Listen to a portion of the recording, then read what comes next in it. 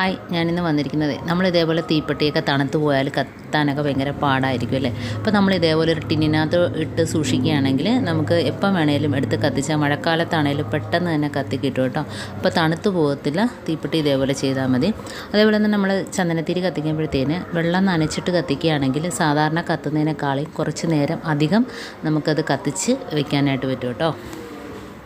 അപ്പോൾ നമ്മൾ ഇതേപോലെ ചന്ദനത്തിരി ഒന്ന് നനച്ച് കത്തിച്ച് നോക്കുക. എത്ര നേരം വേണേലും നമുക്ക് അതേപോലെ തന്നെ കത്തിക്കൊണ്ടേയിരിക്കും കേട്ടോ. പെട്ടെന്ന് അത് തീർന്നു പോവില്ല.